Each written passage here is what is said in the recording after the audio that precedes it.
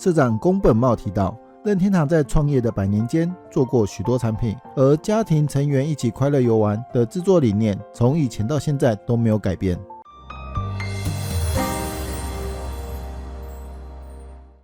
嗨，大家好，我是伊麦。就在2024年8月20日台湾时间早上6点，任天堂博物馆的直面会隆重登场。一早就迫不及待地打开影片，虽然这次没有新主机或新游戏的情报，但依然让人感到热血沸腾。以后去京都又多了一个必去的打卡景点。接下来要跟大家分享在影片和官网上看到的细节补充，还有官网的预约资讯翻译，并且示范预约的流程以及详细的地点云游。如果你只想了解购票流程，可以直接跳到最后一段哦。那么准备好跟我一起探索这个令人兴奋的任天堂博物馆了吗？ Let's go！ 任天堂起源。首先来聊聊任天堂的起源。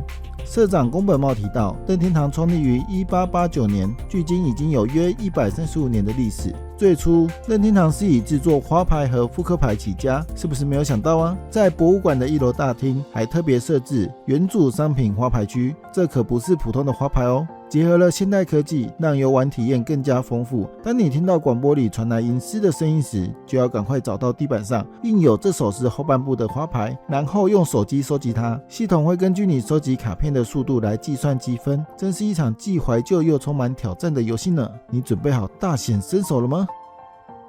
游戏玩具起步初期。接下来让我们穿越到1969年，那时候的博物馆前身其实是任天堂位于京都的宇治小仓工厂。在家用游戏机还没有出来之前，任天堂可是尝试了各种领域，从计程车到色酒店再到泡饭，简直就是一个万事通的存在。在多方尝试后，社长山内博做了一个非常有远见的决定，转型成电子游戏生产公司，并成立游戏部门。这个决定不仅呼应任天堂的原主商品娱乐用的花牌，还开启了任天堂的新篇章。于是在宇治小仓工厂里诞生了数款以家庭游戏为主的玩具和游戏，其中最著名的玩具非光线枪和超级怪兽莫属。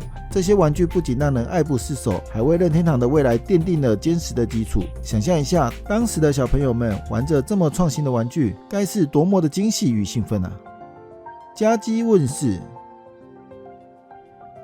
一直到1977年6月1日，任天堂和三菱电机联手合作，推出了家用游戏机 Color TV Gen 6和 Color TV Gen 15。这2款游戏机内建了6款和15款的球类游戏，在影片中也有介绍到这段历史呢。而这就是当时的游戏画面。社长宫本茂也在影片中提到，他就是在1977年进入任天堂工作的。不过刚入职时，他可不是什么大人物，只是在企划部负责麻将标签设计的小工作，真的是从基层做起啊。这些经典的游戏机和软体展示都被妥善的安置在博物馆的2楼区域。话说，你有注意到2楼展示区 Switch 旁边的那块空区域吗？是不是预定要放新主机呢？除此之外，2楼还设有运动游戏区域，以及展示金块的进化史，还有宫本茂开发的马里奥兄弟和萨尔达系列的专区，让人不禁想要一探究竟，看看任天堂是如何一步步成为游戏界的龙头。博物馆体验内容。在进入任天堂体验区域时，你会拿到一张入馆证。这张入馆证可不是个纪念品，里面还藏有10个硬币呢。这些硬币可以用来体验不同的互动展览，当然你也可以选择集中火力，在某个展览上多次体验。不过要注意，这些硬币限定当天有效。至于这张入馆证，估计是可以带回家的，作为此次奇妙旅程的纪念。除了刚才介绍的花牌游戏，接着进入宫本茂示范的体验室。这里有1968年的投球机 Ultra Machine， 房间的设计充满怀旧复古风。当你击中房内的物品时，还会有相应的互动反应，让人仿佛回到过去的美好时光。随后来到光线枪体验区，这里可是有着丰富的历史背景呢。宫本茂提到，在1970年代，任天堂因开发光线枪玩具，而在日本各地的保龄球馆开设大型射击场。想象一下，那时候的玩法是利用光线枪的红外线来击倒玩具，这在当时可是非常有创意的设计。现在这项技术结合现代科技，让游乐体验更加增强。游戏玩法的重点是击倒敌人会加分，但如果不小心误伤马里欧或碧基等角色就会扣分，这让人不禁紧张又期待。毕竟谁也不想射爆马里欧跟碧基嘛。当然，你如果跟他们有仇，就尽管处理吧。接着来看看 ZAP 跟 Scope SP。对于斯普拉顿的玩家来说， ZAP 89跟 S Blasta 91会让人感到熟悉，但这些其实是源自更早的美版 NES 和超任的光线枪。一开始美版 NES 的光线枪是灰色的 ZAP 85，但因为欧美觉得太像真枪，于是改成了红色的 ZAP 89，而日本的红白机呢，则是更贴近真枪的造型。当时的游戏画面中，你不是拿起手把，而是拿着枪追杀怪物。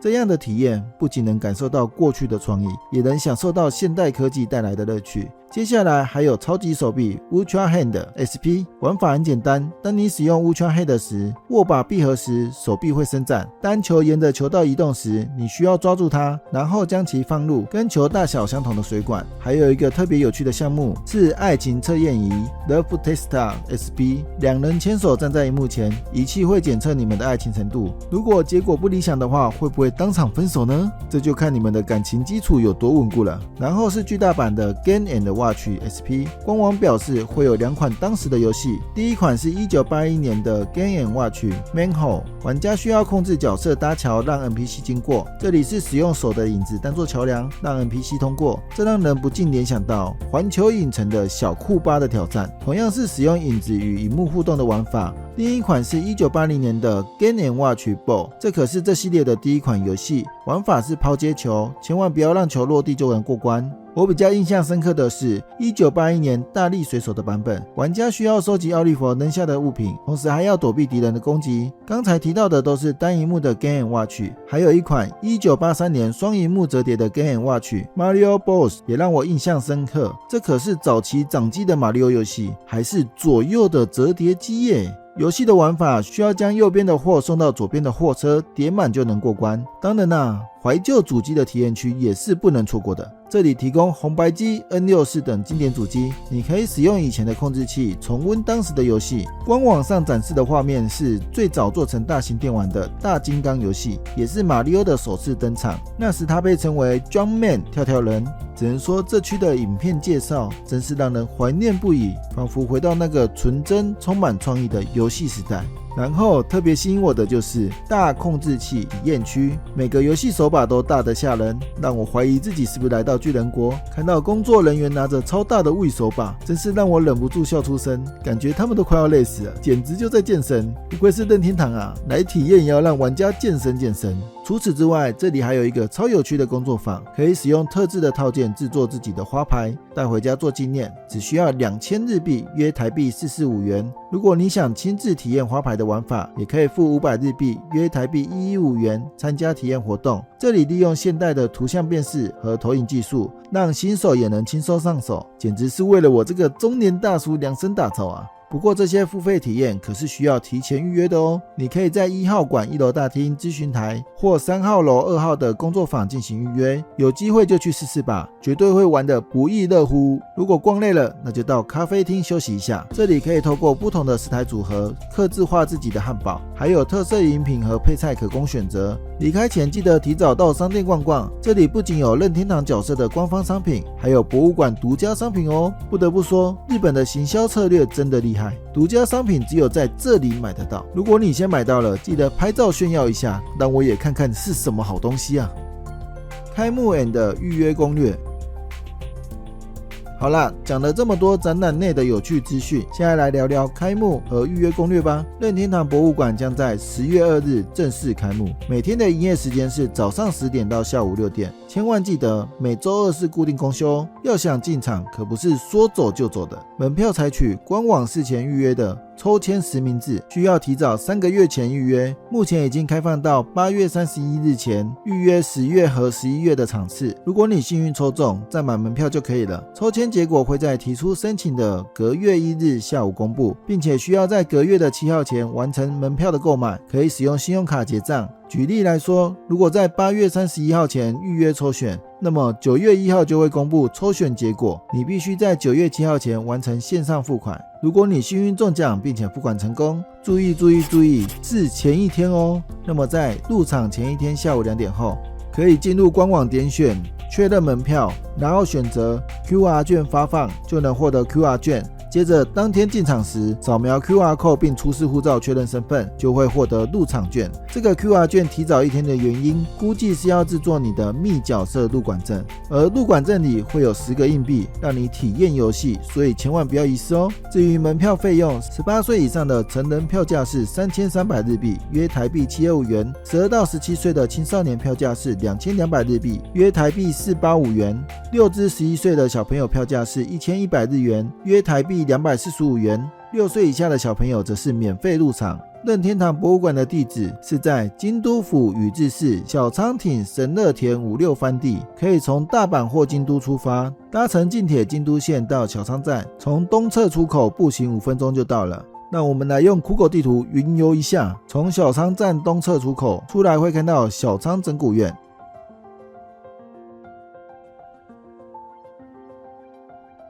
顺着这条路直走，会经过个别指导补习班和寿司店。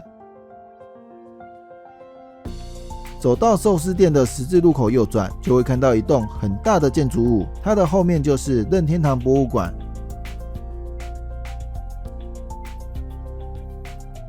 不过酷狗地图还没有更新到最新的样子，还是仓库的样子呢。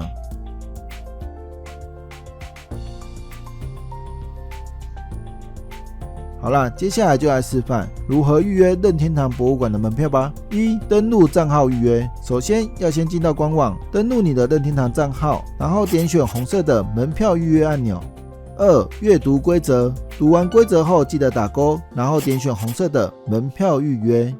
3. 选择日期。跳出日期选单后，你可以预约3个入场时段，预约人多的时段会显示红色，人少的则是蓝色。10月的时段已经大爆满，红红的一片，抽到的几率估计不高。因为9月初有安排日本旅行，我就选了11月第3周，错过日本年假，人数也是绿色少人，可以连续预约3个时段，反正看到晚上6点嘛，中午再进去应该也还好。选好后按前往确认 mail。 4. 确认 mail。选好日期时间后，确认你的 email 是否正确，若没问题可以点选不需要变更，下一步想要修改就点变更 email。 5. 确认门票数量。确认要购买几张门票，对一下刚才选的时段是否正确，可以再修改，若没问题就点选输入个人资料，再确认注意事项，没问题就下拉，点选下一步。6. 输入个人资讯。游客需要登记护照的中英文姓名，英文要跟护照一模一样，别打错。地址、邮递区号可以填写旅馆资讯，电话可填+886的台湾电话，打勾下次也使用此资讯，再点选访客资料输入。7. 确认电话，然后点选访客资讯输入。8. 输入其他访客资料，再输入第2名访客资料，勾选申请者电话相同，若有身障者就要携带证明资料，打勾访客有身障者，若没有就忽略，最后点选确认画面。9. 确认并提交。确认所有内容并看完规则后，点选抽选申请确定，这样就会跳出抽签预约成功的资讯，同时 email 也会收到抽选信，接着就等待抽签的结果吧。以上就是任天堂博物馆的预约方式，希望大家都能顺利中签，玩得开心。我是义麦，下次见。